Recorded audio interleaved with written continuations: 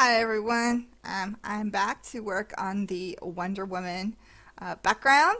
As you can see, I am putting on my socks, which you can buy very fancy um, hand smudge protectors from Wacom, and they help keep the smudges down on your Cintiq tablet. But I like good old fuzzy socks, and so I just cut them to fit. The big thing that I really want done is to protect my Cintiq from my watch and my bracelets, because it's just easier to put a sock on than it is to take the jewelry off. So, I hope you've been following me on the Wonder Woman progress. And today what we're going to do, as I said, we're going to work on the background. We're just going to do a quick color background. I'm not going to be drawing anything fancy. This is a great way to get started into drawing characters without a lot of drawing knowledge. As you see in our layers over here on the left hand side, we have now the hair. The ink layer is on top. We have hair, we have an accessories layer, a costume layer, and a skin layer. And now that I'm pretty satisfied with where those are at, I am going to merge them all together. And to do that, I'm going to click on the layer, and I'm going to click on the round dialog boxes. And if I go directly down, it will say merge with below. And that's all I'm going to do. I'm just going to merge all of these together. All these color layer. So now I have only the ink layer, which is my top one, and you can see it's just a little bunch of black lines there. My second one is my colors, and then I have a background. Now this background does not get included on your saving. So like for example, if I make it gray, I'm going to drag this little, come on little guy. There we go. If I make it gray, for example, it won't save this way. This is just a background that Sketchbook Pro gives you to help with your drawing and coloring, but it doesn't become your actual background. So what we're going to do is we're not even going to worry about this background. We are going to add a layer. I can go up to the top of this layers palette and click the plus sign. And that plus sign will give me a layer. Now I do not want it on top of my color layer, I want it behind. And then I'm going to go up to the very top, and you can see here is a paint can. That is the flood fill, and I'm just going to click that flood fill, and I'm going to click maybe on a medium gray, and I'm just going to flood it. You can see, wow, that's the same color as my actual background. Let's try one that's not the same color. There we go. That was kind of confusing. And that's all I need to do to start with.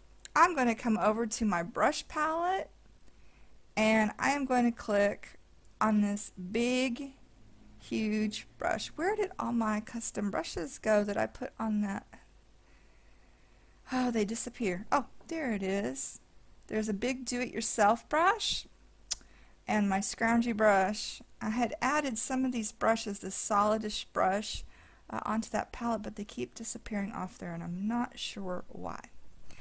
But these brushes, these do-it-yourself brushes that I'm talking about right now, they are available from DeviantArt, and I will put the link in the information below. I'm going to use this large brush that I have here in my Rona's custom brushes.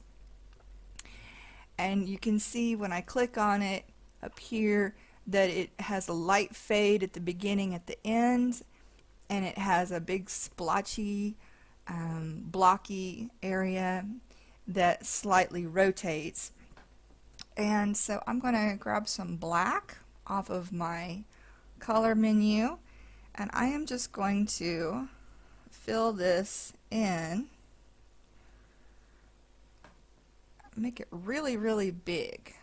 Let's just get on our little dialog there. Now we have a nice diagonal movement going here with her. And so what I want to do is I want to make maybe the corners more dark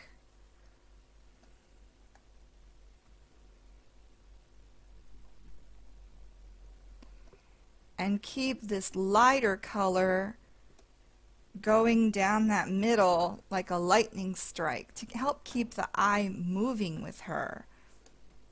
So I'm just going to darken in these two corners and keep the back more open. Let's see, let's pick some color. Let's add some color in there, and this is where I kind of experiment and have some fun.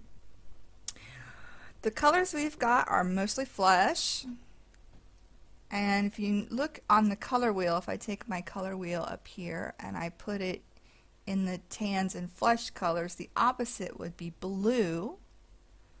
So if I use the opposite color of Wonder Woman, it should make her really pop. And use the opposite color on the color wheel. Now these color wheels you can get anywhere. This is the kind that I used when I was teaching students in the classroom. But if I pick my primary color as these flesh colors, then my opposites are going to be down here. We've got pure blue on one side, and we've got purple on the other, and this purplish blue in the middle. And these are your complementary and split complementary, where it just pops out a little bit from that. And that gives you an idea of some opposite colors that should really make her skin pop in this image. So a little blue here. This gives it a very watercolory look. And to give it some depth, I'm going to use a little bit of this lighter blue and a little bit of this more purple blue. So I'm just going to grab a little bit more purple and just throw some of that in there. Just lightly over the black so that the black doesn't look dead. And maybe a little bit of that lighter blue.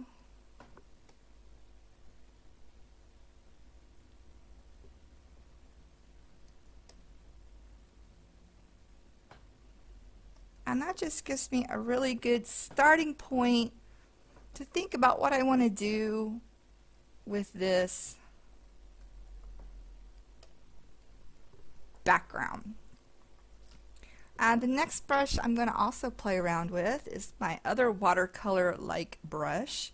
It's in the same Rona's Customs, and it'll be down here. Now if you look at it, it almost looks like a cherry blossom, and it, when I use it, it even fades even more for watercolor effects. You can see it makes a really nice just watercolor. Gotta add some, maybe some bright purple. I want something pizzazzy. Alright, and maybe go even a little darker.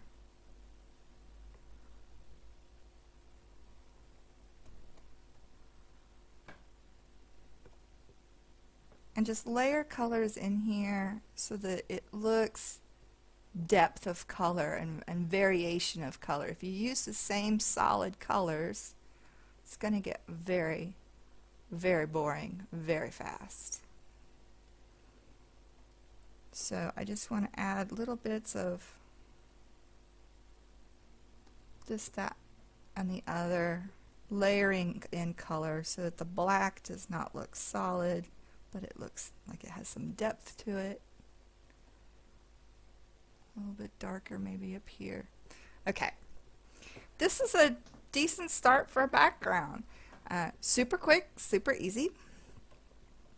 I'm going to add another layer And what this next layer, I'm going to do some brush strokes to add some dynamic movement without tampering too much with this background, because if I like it, I'll merge it together, and if I don't like it, I can just get rid of it. I'm going to grab, let's see, where is these two awesome do-it-yourself brushes here. And these are, one of them is from Brian Prince's brushes that I have a link for. And the other one is one that I made myself. And I can't remember which one is which, but what I like about this brush is it kind of has a paw print, but it also changes colors as you go along. Let's go back to the blues.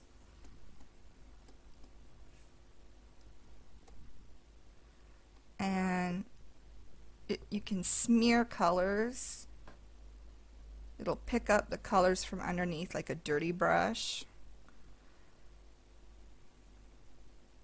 And smear. It'll also give you like these cute little paw print edges.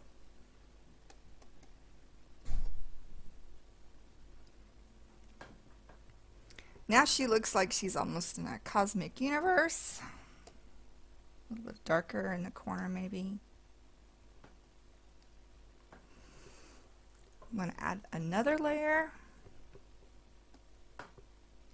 Maybe make this a little bit of a dynamic yellow. I want to see the opposite of purple is yellow. I want to see what happens on this layer if I add a little bit of yellow. You can see it picks up some color. Smears it around. Maybe a little bit of white, make it a little bit smaller.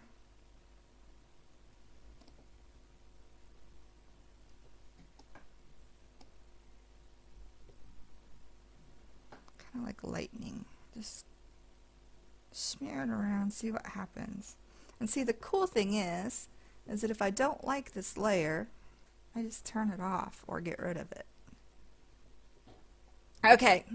I'm going to go to my smudging brush, and I'm also going to make it very, very large.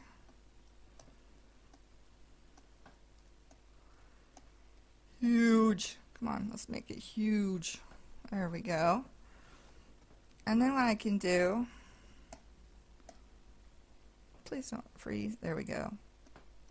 I'm just going to smudge this around a little. I don't want to get rid of all the paw prints. Now it's kind of slow acting because it has to catch up with my movements.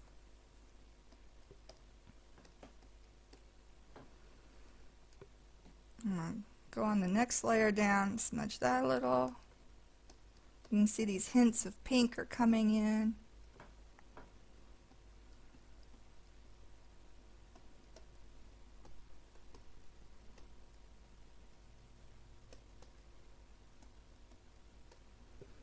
I really like where that's going. Alright, I think that yellow is a little bit too bold in places. I'm going to take this big soft eraser, and I think I want to erase part of this that's right over her head. I'm not too sure how much I like that shape. Oh, I'm on the wrong layer. Alright, there we go. Oh yeah, see now that blue comes in, and it looks maybe a little bit more like a lightning bolt. Alright, I really like where this is going, so I'm going to merge these all together. Merge the yellow, merge that second layer, and merge the third one. And then I'm going to save, so I'm going to click my File, Save. And I'm going to make a new layer because now we're going to have lots of fun with stars and adding textures. I'm going to go down here, and if you'll notice, Sketchbook Pro 7 has added these awesome glow brushes down here at the bottom. You can't really see what they look like yet because, well, if I grab a dark color, you might be able to see what they look like. There we go, dark color, but they have an internal glow. So here we have one that's more ribbon-like. Here we have one that's scratchy and brush-like. This is an even deeper brush. This one is very much like a tube. And then this is an airbrush. So I'm going to grab this one that's like a tube. And I'm going to grab a medium yellow, I think.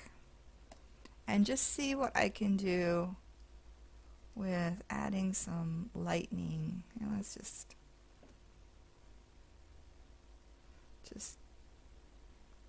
grab it all here. Now you can see that the more you go in one area, the whiter it gets. So if I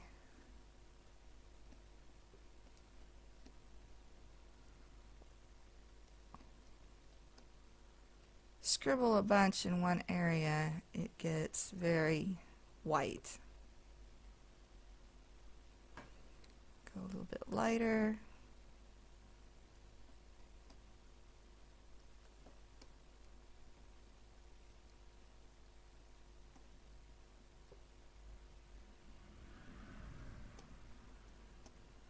And I'm keeping that nice diagonal movement. And I'm going to grab my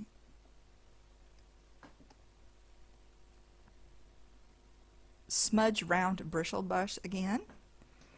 And I'm just going to smudge some areas so that some of it is softer. I'm just kind of tapping it. I think if you listen carefully to my microphone, you can see I'm just kind of tapping it. Tap, tap, tap. We've got some awesome lightning strike movement going there. Okay, if we want to glow, I can just demonstrate this one for you a little bit. Let's say her. You can see it makes a very bright glow, so I think that's a bit too much. Let's get rid of that one. I don't like where that was going.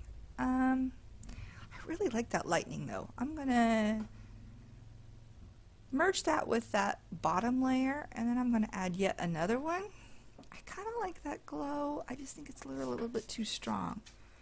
Maybe I should start with something orange. No, I don't like that either.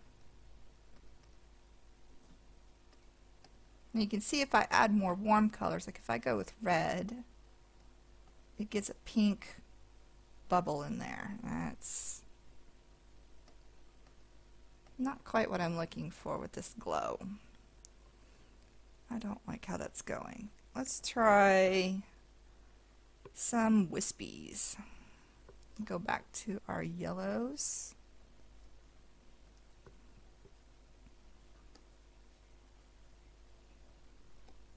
Oh, it's still making some, oh, it's from the background of it's picking up on the colors of the background, which I kind of like. I think that's kind of interesting.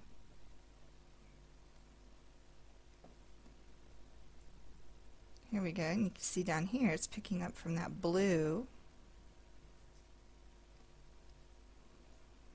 Let's go around her magic lasso a little bit. Grab some yellow on that. So I like how it's picking up the background, even though it's supposed to be more yellow. We can add yellow to that, that's not a problem.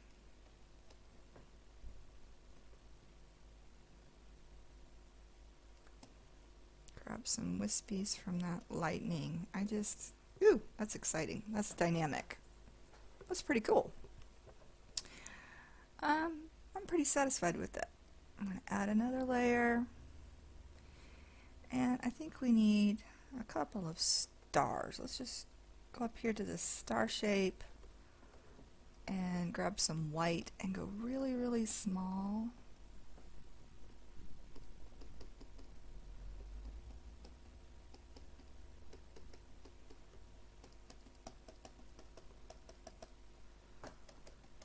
Just something to lighten up that background.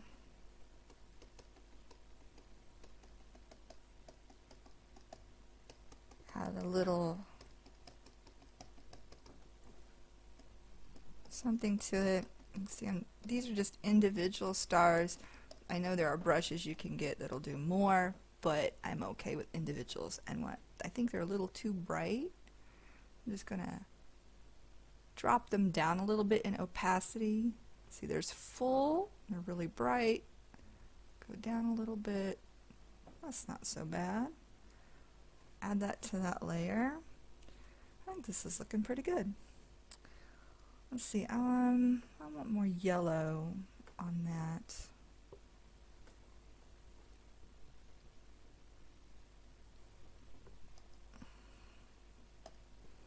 Alright, I'm going to add a layer. I'm going to put this layer all the way up to the top for her magic lasso. And see, it's got stars in it.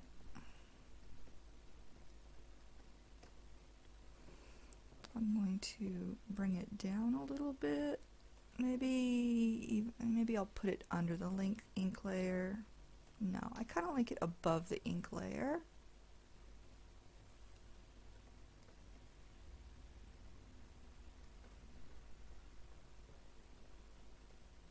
Not so bright. Yeah, that's way too bright.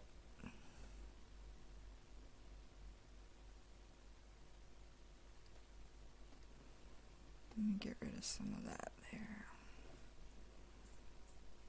I kind of like that. That's not too bad.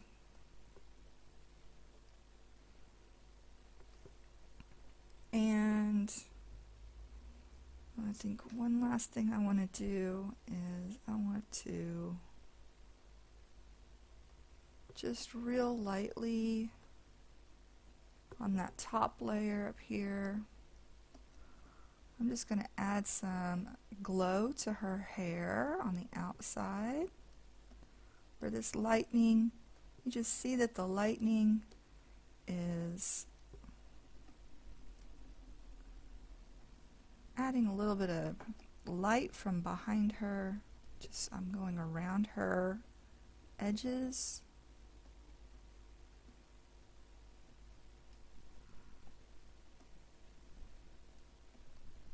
I don't want it too drastic, but it does give her a little bit of otherworldly glow. And guys, I think that's going to be it for today.